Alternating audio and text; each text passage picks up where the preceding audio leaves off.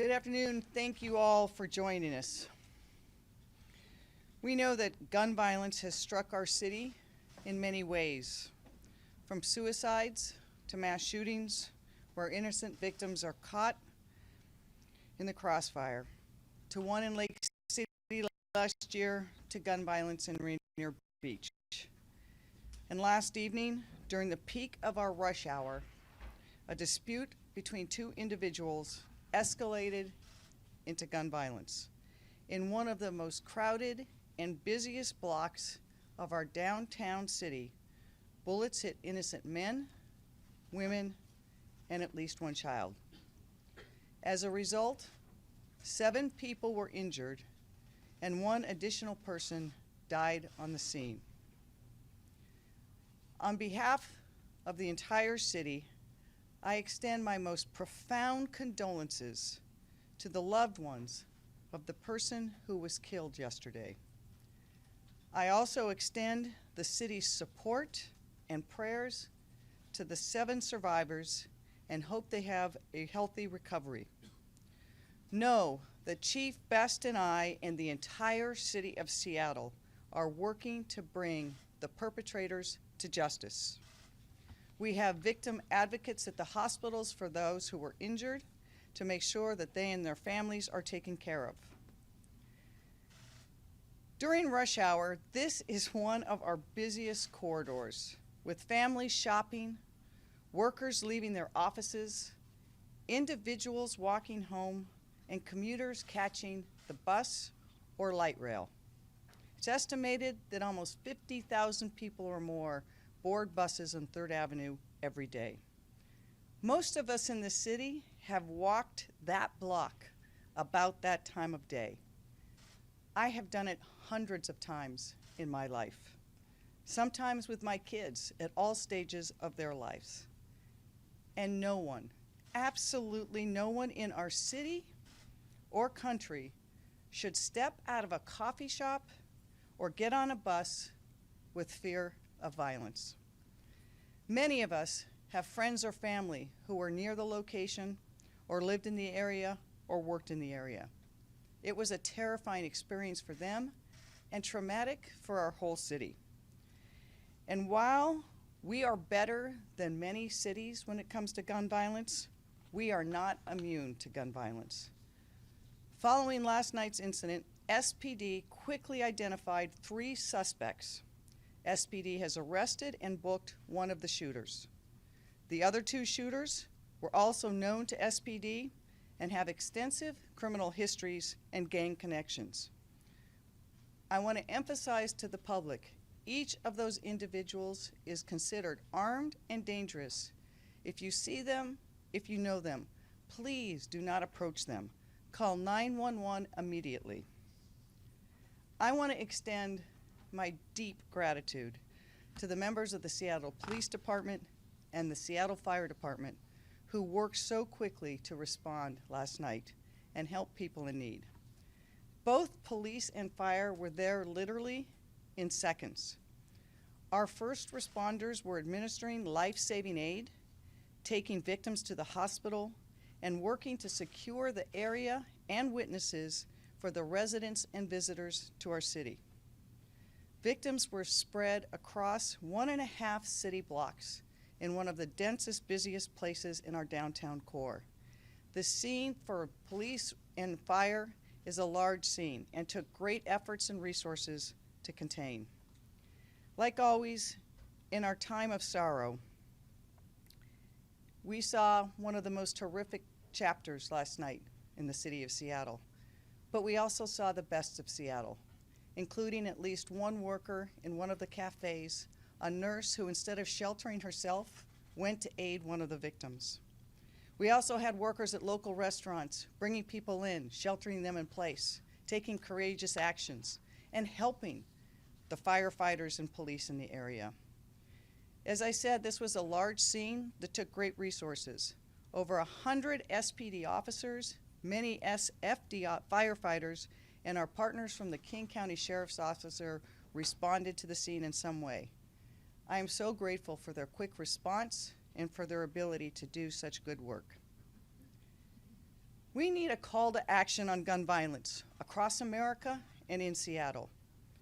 Gun violence anywhere is unacceptable, and it is especially jarring when it occurs in the heart of our city, where tens of thousands of people work, shop, and live, and happens in one of the most busy intersections at the most busy time of day. I've talked to many mayors about gun violence over the last 2 years, many cities who face greater challenges than us. But Chief Best and I want to tell you, we will not allow this to be the new normal. That is not acceptable. We know that gun violence is preventable, and in the city of Seattle, we are taking urgent action to stop this cycle of violence. We know that the guns in this incident were not supposed to be in the hands of the people who had them. As the former U.S. Attorney for Western Washington, I worked for years to ensure that career criminals who were known to possess firearms could be held accountable, and to curb the illegal sale of firearms to people who should not have them. Seattle has some of the strictest gun laws in the state, from our safe storage law that prevents firearms from falling into the wrong hands, to our emergency risk protection orders, which take guns out of the hands of those who may pose a risk to themselves or others. In 2019, SPD took over 1,100 guns off the street of Seattle, making people safer. But ultimately, we are a city that exists in a county that exists in a state. We must join our resources together to meet this challenge. We have to do it urgently because literally, people's lives are at stake. I want to talk a little bit about gang violence because we have seen an uptick in gang violence in this region. Unfortunately, this violence has crossed city borders and involves multiple cities in King County. We are going to use every tool to address this problem. For months, the Seattle Police Department has been investigating and making multiple arrests in this arena. Both Chief Best and I have had numerous conversations together, and we have also talked to federal prosecutors, including last night and today. We will use every tool we have to make sure that gangs and guns will not be a problem in any neighborhood or any community in Seattle. But we also have to make new investments in youth violence prevention and programs that are diversionary. We have to do both ends of the spectrum. And last year we were able to do more of those types of investments to make sure that the youth in our city make good choices. I also truly want to recognize that every resident and every business in our city expects Chief Best, our criminal justice system, and me, their mayor, to be accountable to keep people safe. That is our job, and it is one of the most important and fundamental jobs that we have. And while we have worked to address gang violence across our city or public safety challenges downtown, we can and we must do more. We are a big city that faces some of the same gun and gang violence problems that other big cities have. Chief Best will address some of the steps that we have taken and some of the additional steps we will be taking. Downtown specifically, the Pike Pine Corridor has been a focus of our public safety efforts in recent months. Last year, we focused community-based emphasis patrols in the Pike Pine Corridor. SPD has been doing a series of operations to take guns and drugs off the street. Their consistent work in the West Precinct allowed officers to arrive at the scene within 15 seconds. I want to say that again. Because of the work they were doing in that corridor, they were able to be at the scene within 15 seconds. But we are going to do more. Chief Best and I believe we can add more resources downtown, and we can deploy 2 mobile precincts, one at the courthouse and one in 4th and Pine near Westlake. Members of my staff has also been meeting with residents and businesses, including the Downtown Seattle Association, and we will continue to conduct robust outreach with businesses, stakeholders, and others in the downtown area. We will listen to what the community needs, and we will address it. Our downtown is the heart of our city. Violence has struck in almost all quarters of our city in the last 3 years. We will address violence wherever it strikes. But we know that downtown is the heart and a place that everyone in our city travels at some time. Again, it's home to hundreds of thousands of workers, tens of thousands of transit commuters, and major events and attractions that really draw people from throughout the region. Our officers will continue working tirelessly to make downtown safe. And again, I'm going to close and hand it to Chief Best, who will give you some comments, and then Chief Scoggins, and then we'll take Q&A. But before I do that, I want to emphasize again, if you know or see these people who are suspects in this crime, please do not approach them. Please call 911 immediately. And with that, I will turn it over to Chief Best. Thank you.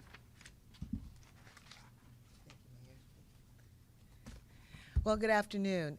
First, thank you, Mayor, for those very excellent words of encouragement and for your continued support of the police department. Let me just start off by saying, first and foremost, as the Chief of Police, someone who grew up in this area and has 5 generations of my family here, what happened last night? It's unacceptable. As soon as the scene was stabilized last night, myself and my entire command team accelerated the work we've already been doing on plans for addressing ongoing issues in the immediate area. As a police department and as a community, we must work together to not allow something like this to ever happen again. I'm going to confirm for you some of the updates from overnight and some of the information that we released this morning. But again, last night, it was unacceptable, and we know this. The call came in at about 5 p.m., and within seconds, as the mayor mentioned, within seconds, officers who were already in the area on the emphasis and on some by bust were on the scene of the situation. Those officers immediately started securing the scene, providing life-saving efforts to the victims, locking down the areas that we needed to lock down for further investigation. It was a large scene. We weren't clear when we first got there if we had an active shooter or what was happening, so we had to make sure we had active intelligence about what was going on. And as the mayor mentioned, it was over 1.5 blocks of victimization.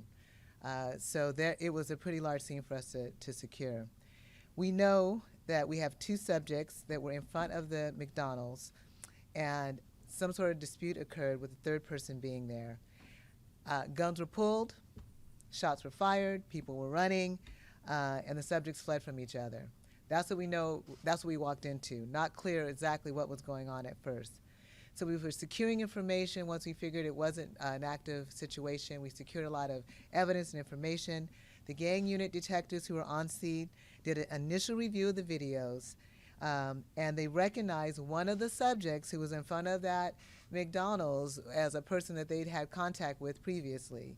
They knew him to be a felon, and they knew that he could not be in possession of a firearm, which he had in his hand in the video. So they were right up to Harborview and located this person and took them into custody and arrested him for illegal possession of a firearm. The other 2 subjects, we put their information out earlier as well. We know them, and that we know that they've been arrested multiple times, one over 50 times, the other over 25 times. I don't have their specific criminal history here. We normally don't report on it. But suffice it to say, multiple arrests for each of these individuals. Overnight, officers recovered a tremendous amount of digital and physical evidence. We have multiple shell casings from 3 different caliber of firearms.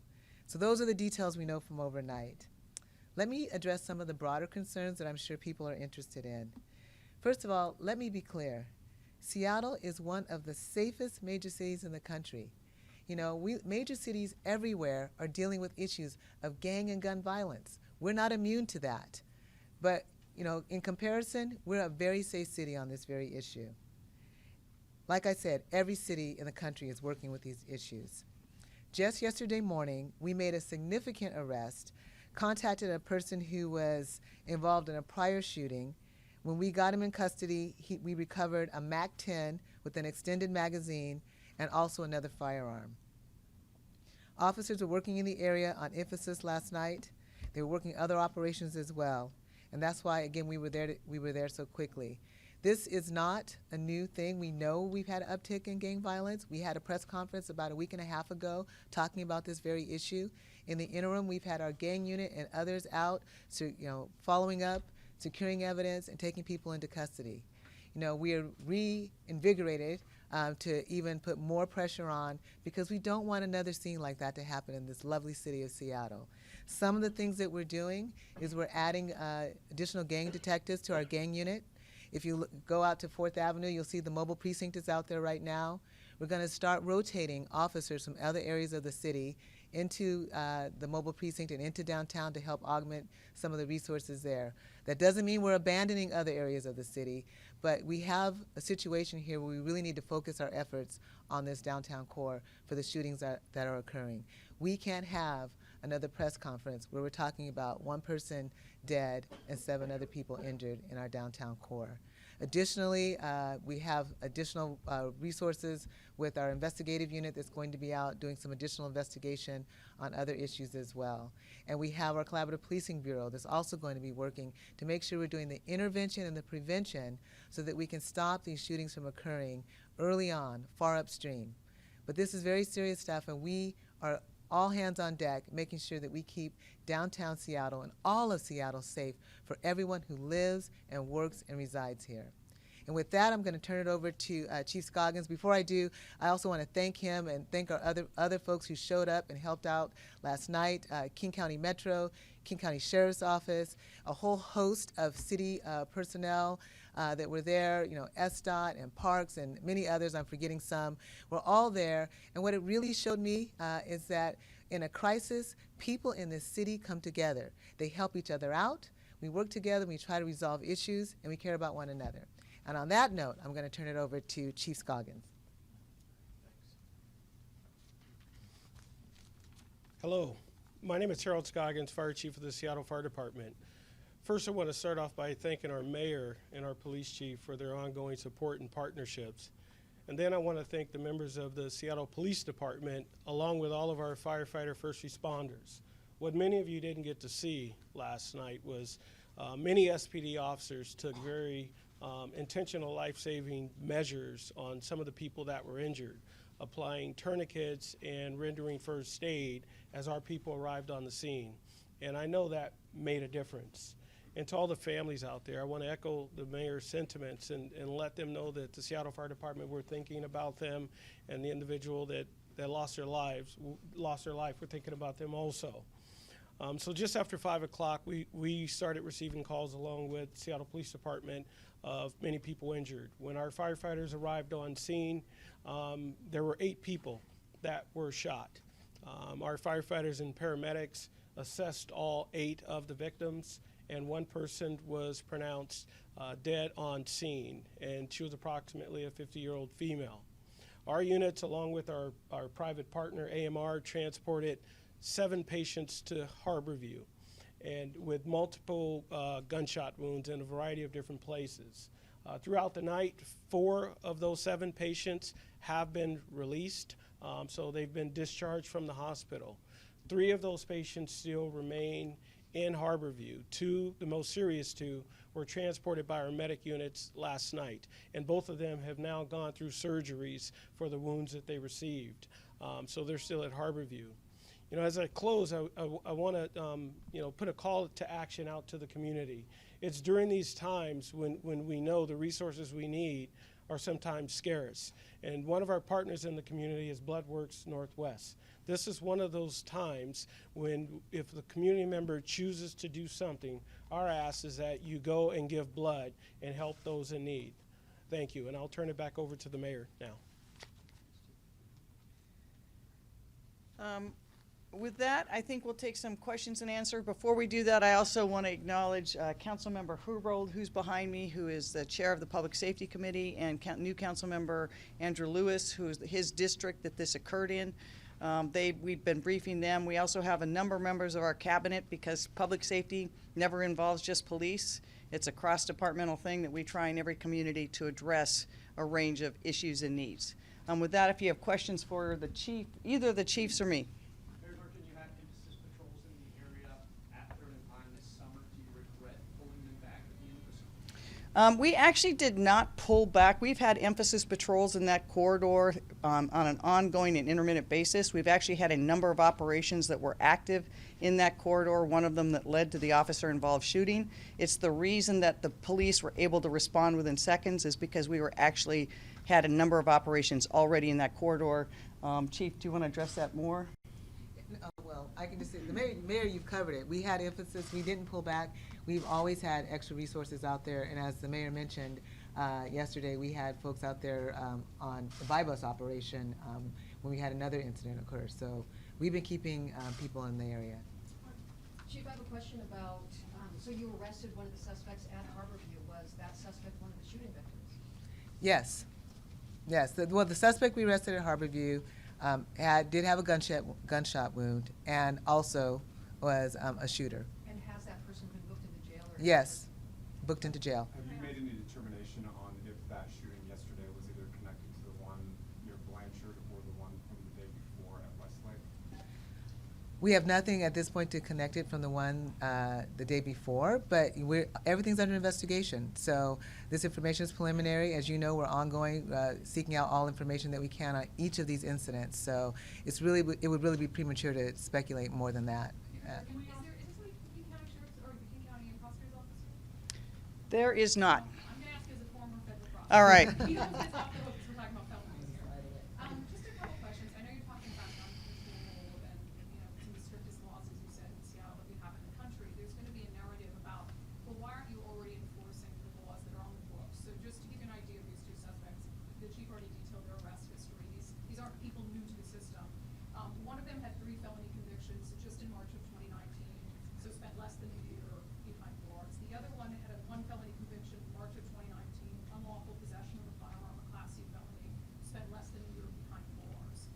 How do we make sense of you guys saying that we're, going to be strict on gun laws, and then when officers do arrest someone for serious crimes like felonies, we put them in jail for less than a year, and then they walk back out? So how do we square those two things? So it's a great question, and I have to say for SPD, they are doing a great job at their job at arresting people.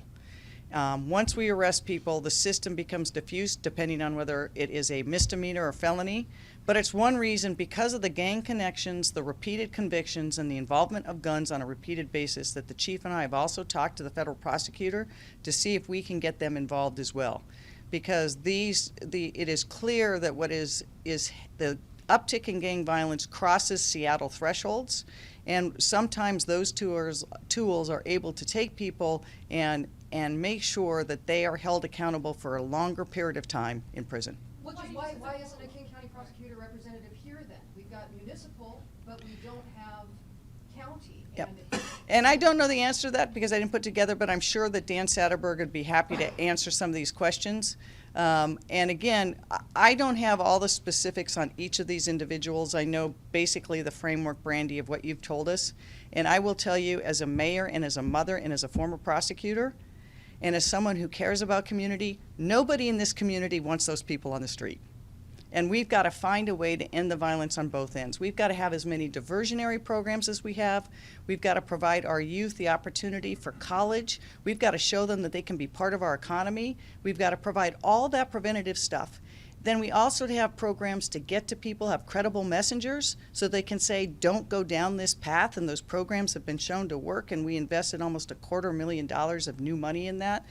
But when we have people who have repeatedly shown that they will take the community's safety in their own hands and disregard it, they have to be held accountable. Just as a follow-up to that, though, just on the finer point, we live in a blue state.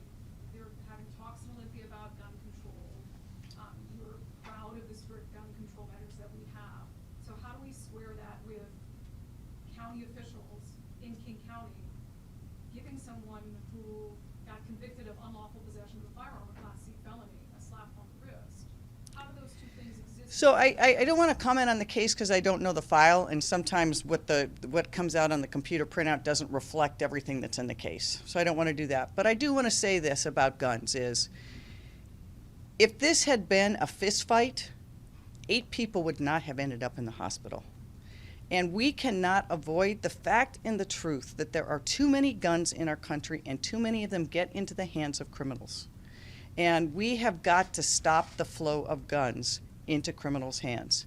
And we have to hold the people accountable who use them in crimes, but we also have to make sure that if someone is, as the chief said, if you arrest someone with a MAC-10 with an extended magazine, you can shoot dozens and dozens of bullets. And if you do it in a crowded downtown area, you are going to hit innocent people.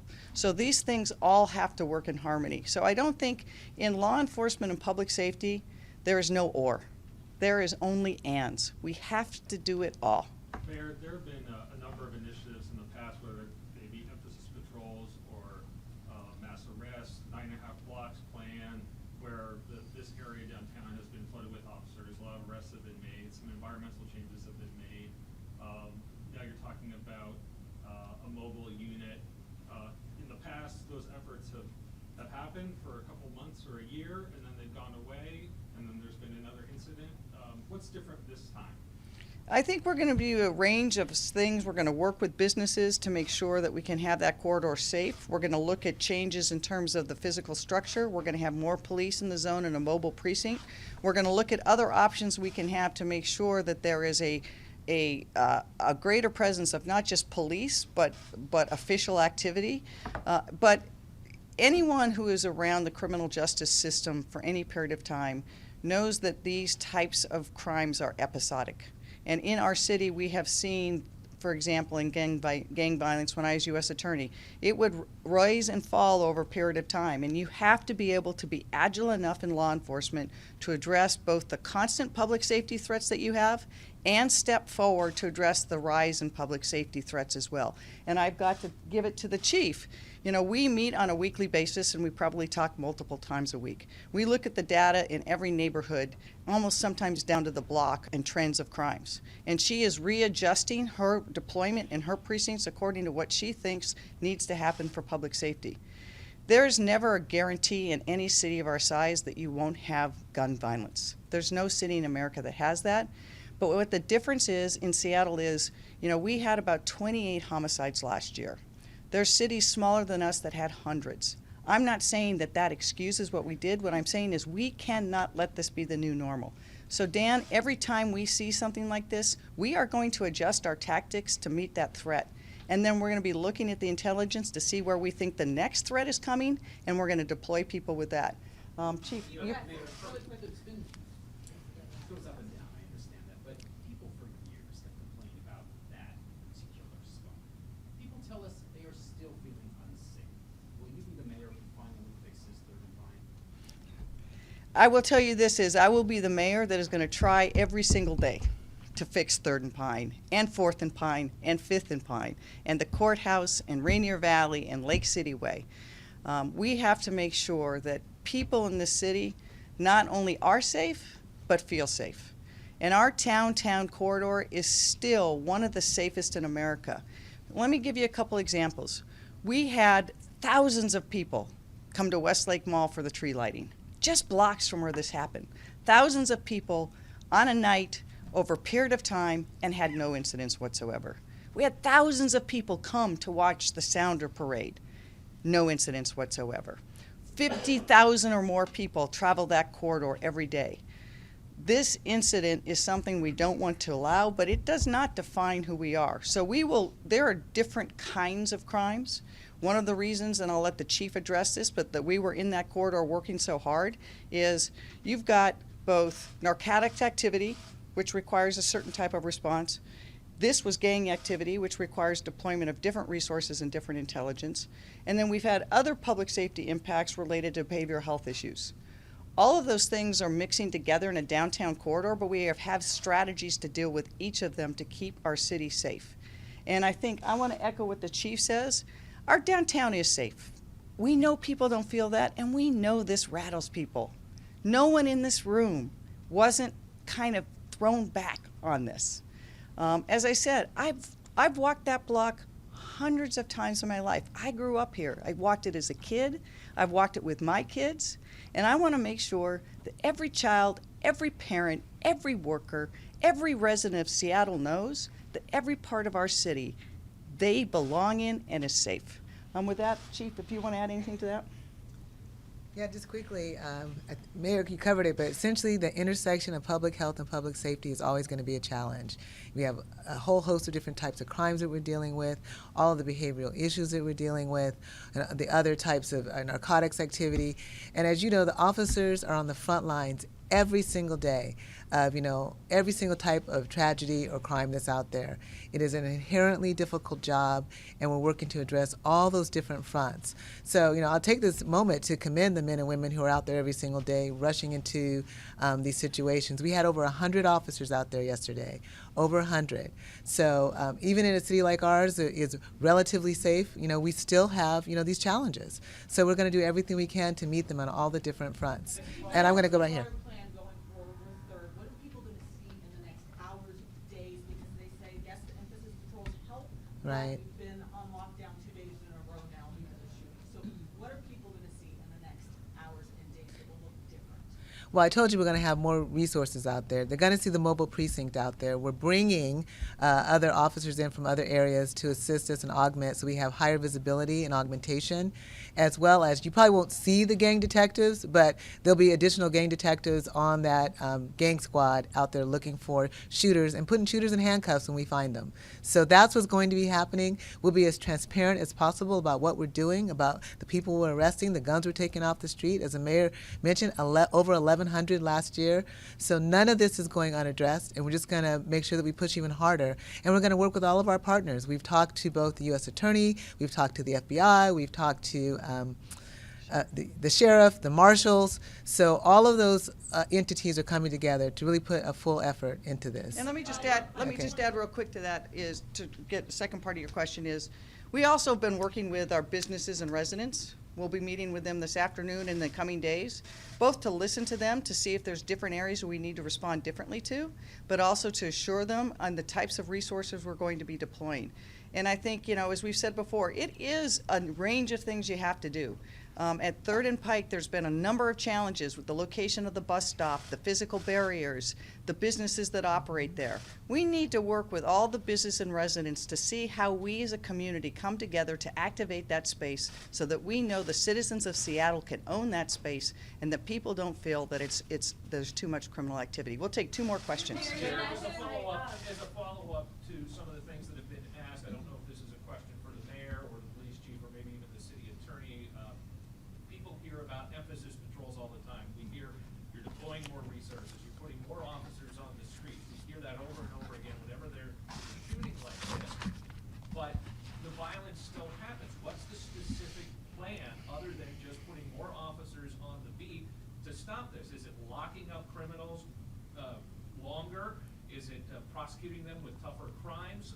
What is going to be done? People wanting to know. So here's a couple things. Number one is, except for in a very few specific geographic areas and specific types of crime was down last year, and homicides were down last year. And so when these incidents occurs, it is important also for people to know and understand, just because a single act of violence occurs does not necessarily mean that is a trend. We have to look at it to see if it is a trend, and what we're seeing is an uptick in gang violence, not just in Seattle, but in King County. So working together with our partners, we know that we have to address that. But emphasis patrols are an ongoing thing, and what people don't see and what isn't reported on are the dozens of arrests that are made and have been made in recent months because of those emphasis patrols. Bad guys who were taken off the streets that kept people more safe. And so people should have confidence that it is not just during these announcements when things happen. It is happening every day in every precinct, in every part of the city, by the men and women of the Seattle Police Department, working together with their partners, and by the Seattle Fire Department with programs like Health One, trying to get to low acuity, so that we can know that we are going to do everything we can to make sure this kind of crime doesn't happen again. But there is no police chief in America, no mayor in America, and no city in America that does not have crimes of violence. What we have to assure is that this is not the new normal, and people see that we are going to take action. So you will see changes in that corridor, but you're also going to see changes on the other thing. We will continue to work and meet with community so they can get to the people who may be pointed toward crime, intervene, and make sure we prevent crime.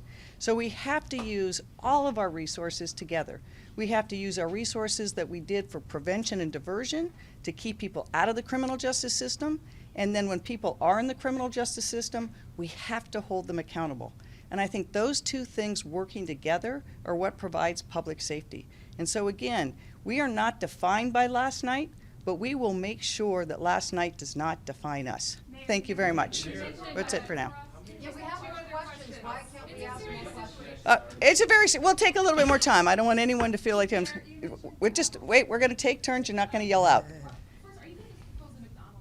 Is that So we've been talking, one of the things we're going to do is all of the businesses in that corridor can present different challenges at different times. And we will be working not just with McDonald's but others to see what they can do to help us make sure that that area stays safer. If that kind of work does not work together, we will look at other tools. But we don't know yet. It's premature. We want to make sure that we go down there, we understand the various businesses working together, and what the city can or cannot do. So I don't think that closing one business is going to change things overnight. What we want to do is what's happening together in that ecosystem that we need to do to make sure businesses are doing their part and we're doing our part. I had a woman tell me today that last night this made her fearful. She lives downtown. This was kind of the last straw, and she's thinking about moving out of downtown now because of the ongoing problems that she's been seeing for more than a year now. She's been there for a year. She was also saying that she feels like this city, or at least this area, is in crisis, and I'm wondering if you feel that way as well. No, I do not think Seattle's in crisis. I think that Seattle is a big city that has like other big city challenges, but if you look at our city compared to other cities, the Seattle Police Department is doing an excellent job. That doesn't mean that we don't have areas that we have to work on. But we have to make sure that when people do bad things, we hold them accountable. We also have to have systems in place to prevent people from doing bad things. And we also have to create an atmosphere where we don't define our city or create a hysteria. We got a report as I was driving down here tonight that they thought there was an active shooter, a particular location, with 40 shots fired. Turned out it was false. But a person was on edge. They heard balloons popping. So the trauma is real. It hits everybody hard, and we know that. And that's a real thing. It's why we are going to be out walking the neighborhood, listening to people, talking to people, and doing it not just downtown, but in the other areas of our city who feel anxiety. This affects communities, neighbors, friends, all over our city. So I want to say to that woman, what you're feeling is real and natural and human.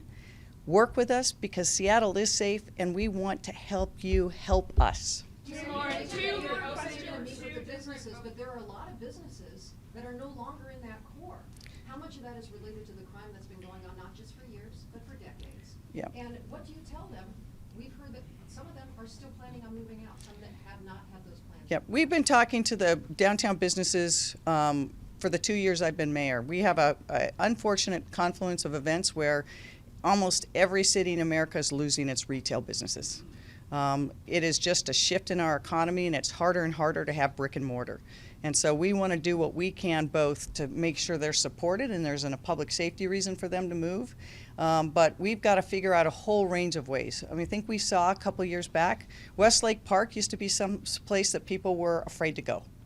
We activated that park together with the Downtown Seattle Association, took it back, had it for the people, and I think everyone in this room has walked through that park at different parts of the day, and it is a different place. Same with Occidental Park. You know, when I was growing up here, I worked in a warehouse in Pioneer Square and had to walk across Occidental Park every morning, and it was scary then. Occidental Park today is different because people have said we are going to take that park and make it for the community. So we need to work block by block with community to say, what do we do as a city? What do we do with businesses? How do we get this community together? And then how do we do it for the long term? Because Dan's right. It can be episodic. People come together, population shift, crime shifts 4 blocks. Crime is never static, but community's response, again, I want to emphasize, this was a terrible night for Seattle. But in that terrible night, just like at Lake City, I think we saw the true character of the people of Seattle. People who could have just been frightened and run away and hidden, and instead saw people in need and themselves went and rendered aid. To me, that's inspiring. And what we have to say is, how do we make sure people are affirmed in that and can continue to do that? And we work together as a city to make sure that we can come together and prevent crime everywhere we can, that we try to make sure that gun violence is reduced because access to guns is less. Mayor, you mentioned, Go ahead. just a quick question. You mentioned that there's going to be a mobile unit at the courthouse. Why at the courthouse when the incident occurred so far? We've had the mobile unit at the courthouse. Continuing. We're going to retain it there. We're bringing a second mobile unit in the corridor that will be at Westlake. But why there? Why where? Why are you utilizing a mobile unit? You announced We, two mobile units. it's been there for a while. Okay, so there's For the nothing same that's reasons. happening at the No, courthouse? for the same reasons. How many of the victims are connected to that argument? You mentioned one was arrested and was part of the argument. Were any of the other victims connected to the argument? Not to our knowledge. Is Right. that correct, Chief? Yeah. So there are three people, three people involved in an argument in front of the McDonald's, three people seen with handguns, three people fleeing, and so. Only the Yeah. one person treated at Harbor View Right. was one of the shooters. He's been arrested and charged. Yes, You you mentioned got the it. gang connections with the suspects, and mentioned an uptick in gang violence in the area, and also you Which is mentioned probably the you. dispute. Do you know that this dispute outside of McDonald's was a gang dispute? Or Yeah, we don't have that information. We're still looking for the two at-large people, so we have no idea about that. I can tell you that for sure one of the folks is, the one in custody is a known gang member. So that we do know. And I wouldn't speculate on anything other than that. The mobile command unit, those will be there on a 24-hour basis, is that right? With the foreseeable future? Let me double check with my chief. No, we're looking at peak pedestrian business times, so Right. early morning into the late evening. Right, So yeah. always see an officer No, no. presence there? Yeah, of course, Okay. yeah. Chief Best, you mentioned resources and you want to cut off gun violence upstream or preventative. There's been staffing issues with SPD. Has that prevented you in the past with cutting off? As the mayor mentioned, we partner with a whole host of agencies that focus on intervention and prevention. I think recently, one of the programs, the name is escaping me, Mayor, that you just donated over $250,000 Choose to? 180. Choose 180. Sorry, I can't remember the name of everything, but Choose 180. So we're working with them and other organizations like them on intervention and prevention efforts. So that's very important to us. And Staffing been an issue? well, I'm not sure I follow you. SPD's had a problem just hiring over the last. Well, yeah, we're working on staffing. And actually, this year we had 16. We hired 16 more than left the organization. We're on an upward trend. We're doing everything that we can to make sure that we have appropriate staffing levels. But this incident last night is not related to a staffing issue in the Seattle Police Department. People with guns who shouldn't have had the guns in an area firing shots, and so that's why we want to make sure we keep that continued presence. Chief, can you talk about the gun? Have you recovered any firearms from this? Can you paint a picture of the scene itself? How many bullets do you think were fired? Yeah, we're not going. Yeah. I'd love you. I know you'd love to hear every specific investigative detail, but a lot of this is evidence, and we want to go at some point to trial and be able to present that without presenting it beforehand. I can tell you multiple shell casings, over 20 were collected. 3 different calibers of shell casings were collected. No handgun has been recovered at this point yet, and that we're working on locating those 2 people who are at large, and hope to secure more information and more evidence when we do. David Croman hasn't had a chance. He gets the last question. Oh, David, you're out of the limelight. Sorry. Are the emphasis patrols permanent now, or is there a time limit on when emphasis patrols in that area? Because they've been there for, 6 months now? Off and on. Yeah. Yeah. I mean, it's all, I'm repeating what you've already said, Mayor. It's off and on. So an emphasis means that we have an uptick, we have a hot spot, we add resources there so we can deal with whatever that issue is that's occurring. So that we have to have flexibility with that. So sometimes we move resources to other places and emphasize there. And then maybe a problem comes back and we move it around. So there's no definitive cutoff date for it. We're just going to look and make sure that we're doing what we can for what we're dealing with at that moment. And we're trying to be data driven. As you know, we join it not just with the surgeon police, But behind me, you see Office of Economic Development, Department of Neighborhoods, Public Utilities. Those people come in as well to see if we can do some holistic changes to a neighborhood, whether it's street lights or cutting back brush or making sure the businesses can stay open, to getting rid of graffiti. We do a range of things in addition to police. And David, also, there's no start and finish date. We're very data driven on it. And in addition, I know it sounds a little corny, but we try not to announce when we're done. Because sometimes the criminals read the paper. What can you tell us about the victim? I mean, there was a wheelchair that was at the scene for hours when the fatality victim was still on the sidewalk. Everybody else had been taken to the hospital. Was the woman who died a member of the disabled community? So out of the privacy interests of the victim, we've not been able to reach the victim's family, last I heard, and we'd rather not discuss any specifics until we were able to speak with the family. I will say that we've gotten reports from the hospital that the other woman is still in critical condition. The young boy did go through surgery but did very well. That we've had people at the hospital to give the family support who are there, and we are very hopeful that everyone else will do well. Thank you very much. We appreciate it. We're done now. Thank you. Prosecutor, question if Thanks, I may. guys. Yeah, Pete, can you answer a couple of questions? You're Thanks, here to folks. answer a couple of questions. Can you step up and talk, please? It'd be nice to hear you speak rather than just nod.